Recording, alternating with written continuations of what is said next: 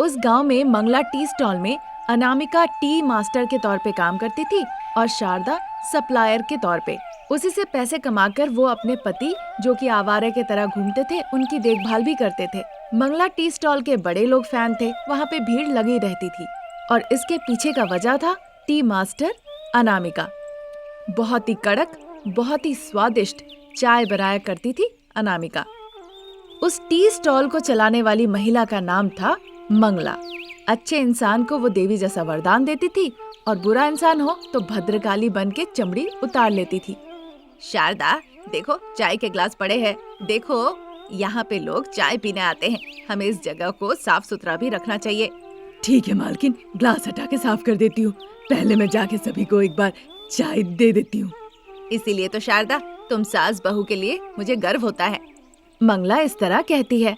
शारदा उन बातों पे ज्यादा ध्यान ना देते हुए जाके सभी को चाय देने लगती है। उधर अनामिका चाय बना रही होती है। फिर जब रात के 8 बजते हैं तो शारदा अनामिका घर जाने के लिए तैयार होती है और मंगा के पास जाती है। मंगा सास बहू को देखती है, फिर जितनी तनख्वाह शारदा को देना दे देती है और अनामिका को अनामिका का हिस्सा दे देती है। फिर सास बहू खुशी खुशी तनख्वाह लेकर टी स्टॉल से बाहर निकल आती हैं। अनामिका अपनी तनख्वाह सासुमाँ शारदा को दे देती है। सासुमाँ, ये लीजिए मेरी तनख्वाह। ऐसा कह के अनामिका अपना पैसा शारदा को दे देती है। कहना पड़ेगा, तुम जैसी बहू मिलना किस्मत की बात है। किस्मत सिर्फ आपकी और मेरी नहीं होनी चाहिए, जिन्होंने हमसे शादी की उनकी भी तो होनी चाहिए। वो तो सच कहा बहू, बेरोजगार की तरह घूमते फिरते हैं, इससे उससे जाके गांव में लड़ाई करने लगते हैं दोनों। फिर घर लौट के हम जो देते हैं वो खा के सो जाते हैं। इसीलिए तो आप अभी तक दादी नहीं बन पाई सासू माँ। ऐसा कह के आंखें भराती अनामिका की।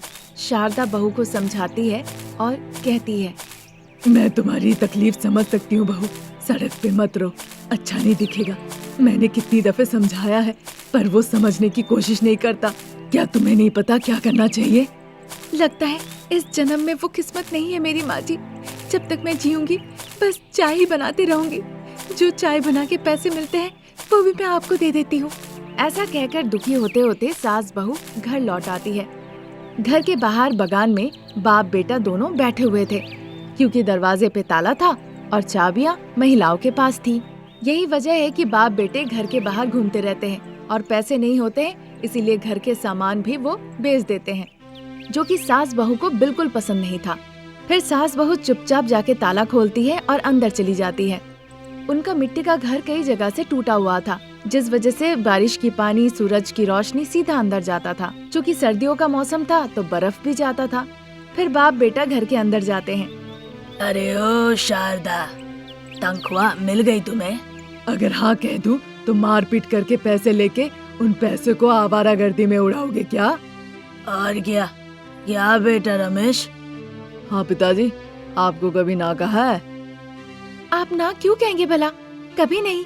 आप लोग तो बस पति कहलाएंगे।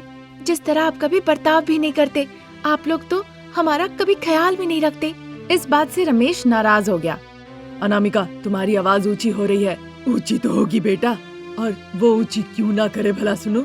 अगर जरूरत पड़े तो हाथ भी उठेगा।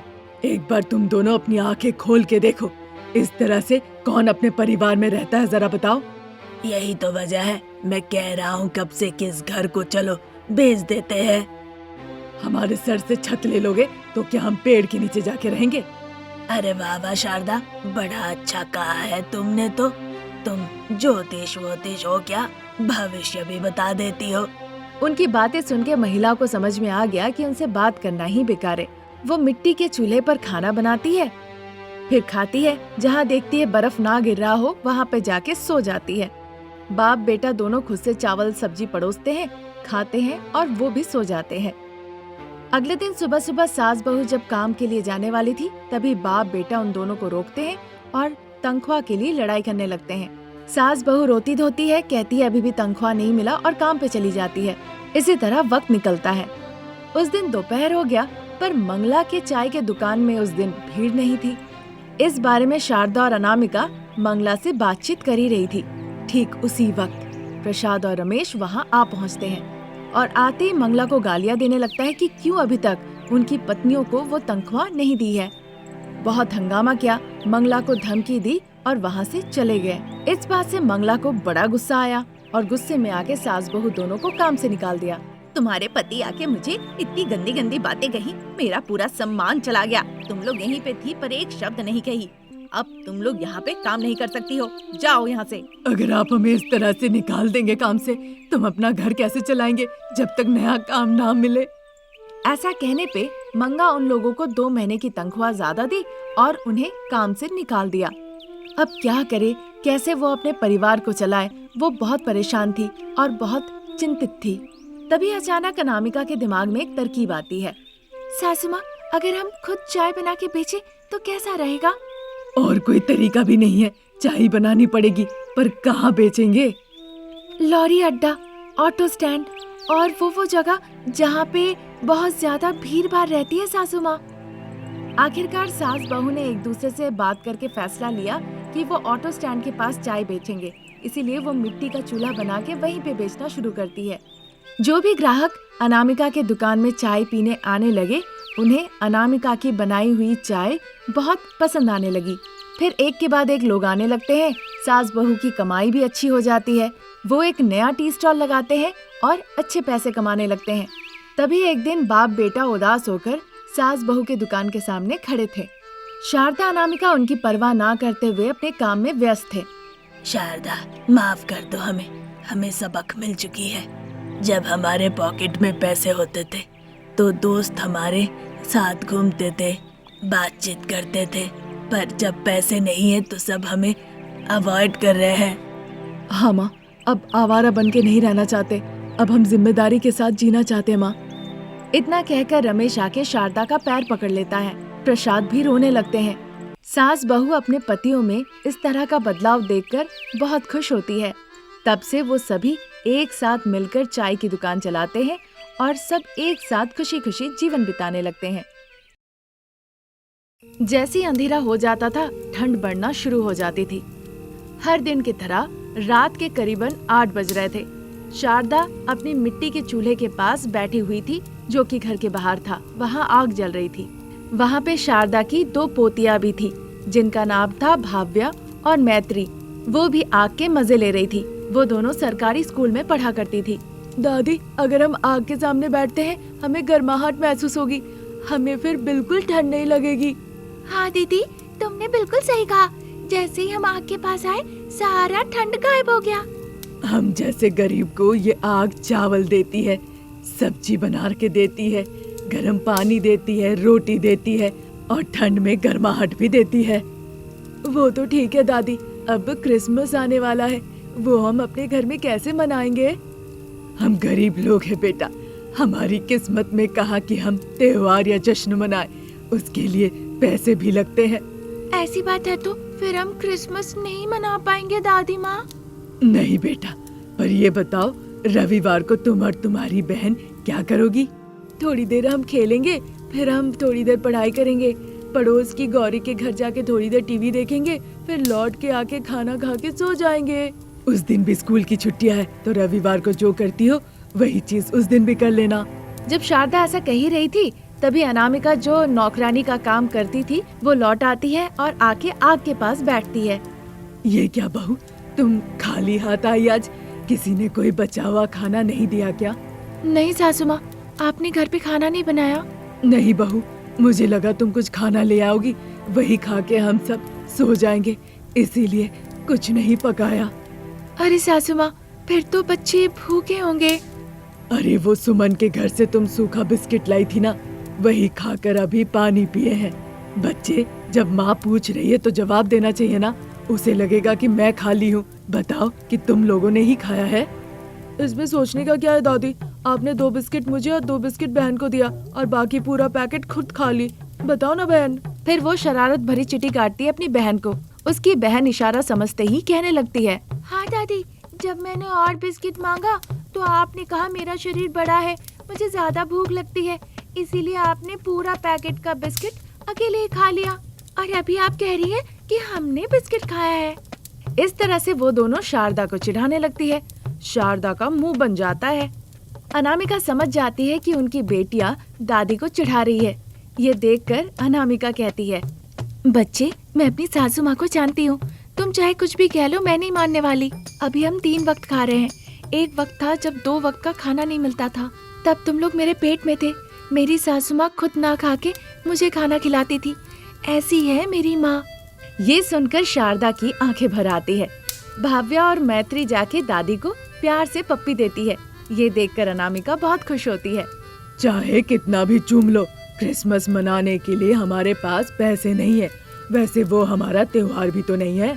ये आप गलत कह रही है माँ जी। हम सब भारतीय हैं। जैसे जात विचार ना करके हम तिरंगे को सब सम्मान करते हैं, वैसे हर उत्सव को हमें मिलकर सम्मान करना चाहिए। त्योहार आंखों में आंसू या तकलीफ नहीं, सबकी जिंदगी में खुशियाँ और आनंद लेकर आती है। हाँ बहू, मैं तो बड़ी हूँ, बच्चों के सामने मुझे ऐसी बातें नहीं करनी चाहिए थी। देखो बच्चों, हो सकता है कि हम त्योहार ना मना पाए, पर सभी का सम्मान जरूर करना, चाहे कोई भी संप्रदाय हो। किसी को ना कष्ट देना, ना किसी को घृणा करना। पर माँ, ये तो सिर्फ हम जैसे गरीबों के साथ होता है, पर अमीर लोगों के साथ नहीं। तुम्हारे पास पैसे हो या ना हो, ये सबके ऊपर लागू होता है। फिर माँ, काजल जो बहुत अमीर है, वो मेरे साथ और दीदी के साथ बुरा बर्ताव क्यों करती है?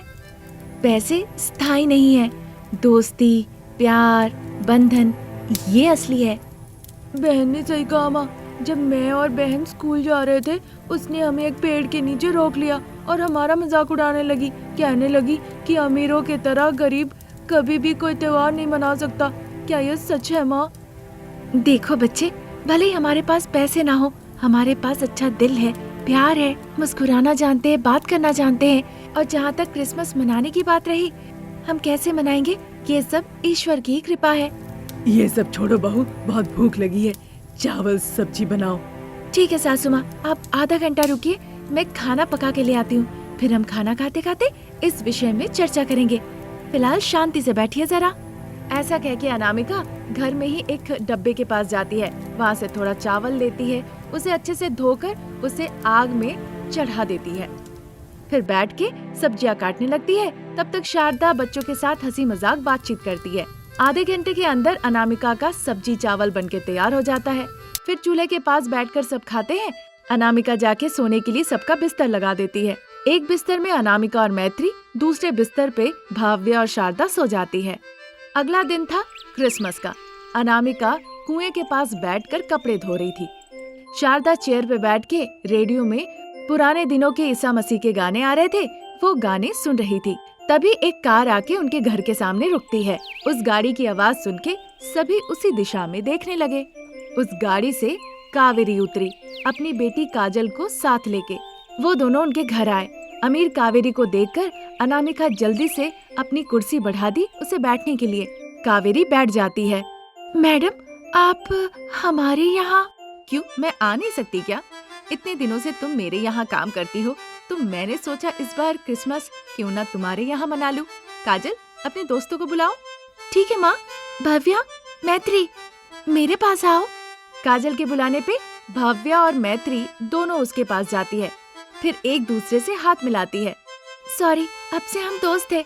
अब से मैं तुम लोगों का कभी मजाक नहीं उड़ाऊंगी और आज हम मिलके सब क्रिसमस मनाएंगे।